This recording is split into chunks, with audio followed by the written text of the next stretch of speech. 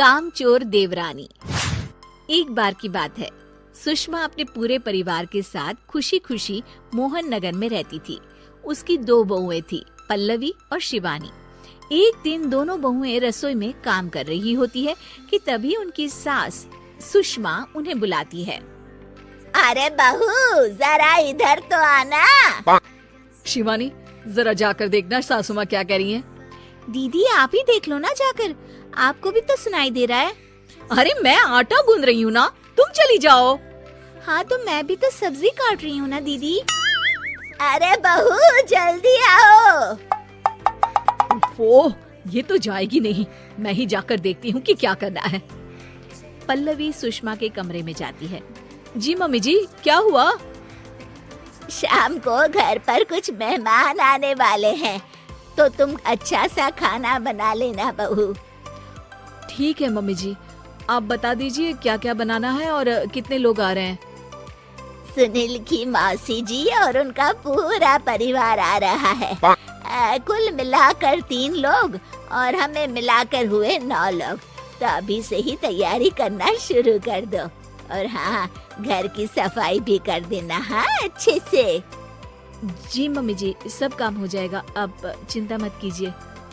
पल्लवी शिवानी को घर में मेहमान आने वाले हैं इसके बारे में बताती है। क्या 9 लोगों का खाना बनाना होगा, घर की सफाई करनी है? बाप रे, सासू माँ ने तो हमें घर की नौकरानी ही समझ कर रखा है। ऐसा नहीं बोलते शिवानी, हम इस घर की बहू हैं और घर के काम करना हमारा फर्ज है। दीदी तो है ही सासू माँ की चमची, जब देखो सासू माँ सासू माँ। मैं तो इतना सारा काम नहीं करने वाली। शिवानी कपड़े लेकर गमला साफ कर रही होती है और चक्कर आने का नाटक करने लगती है।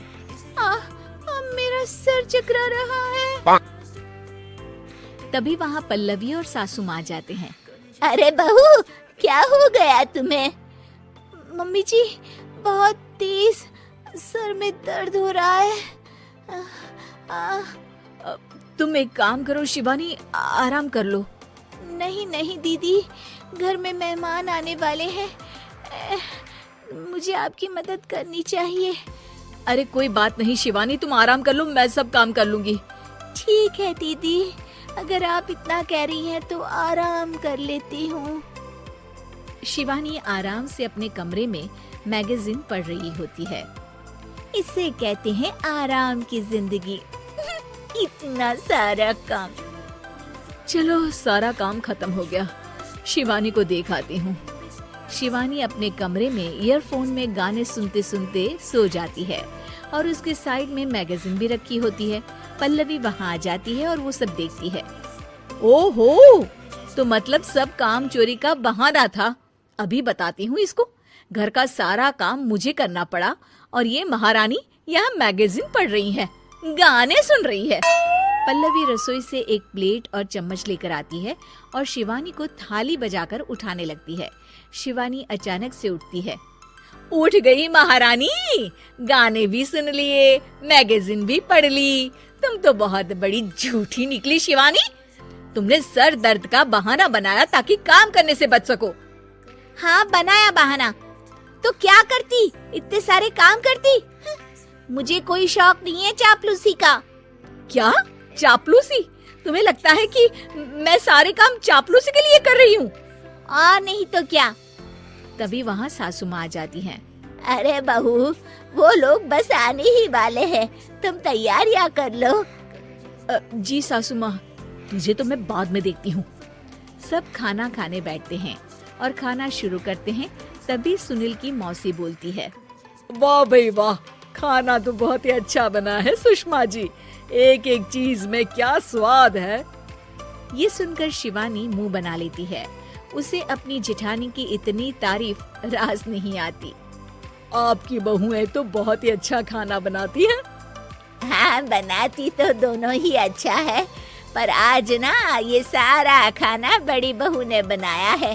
छोटी बहू की तबीयत ठीक नहीं थी, सो इसलिए। मानना पड़ेगा सुषमा जी, आपकी बड़ी बहू तो बहुत ही गुणवान है। पल्लवी की तारीफ सुनकर शिवानी को जलन होती है। पल्लवी ये सुनकर खुश हो जाती है और शिवानी की तरफ देखकर उसे चिढ़ाती है। कुछ देर बाद मेहमानों के जाने का वक्त हो जाता है।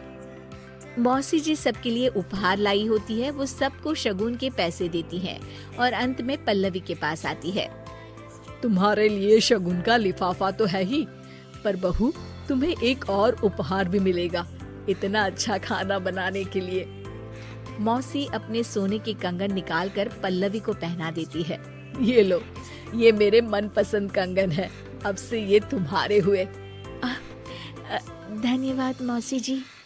ये देखकर शिवानी तो पूरी तरह से जल जाती है और गुस्से से रसोई में चली जाती है। तभी वहाँ पल्लवी आ जाती है और उसे अपने कंगन दिखाने लगती है।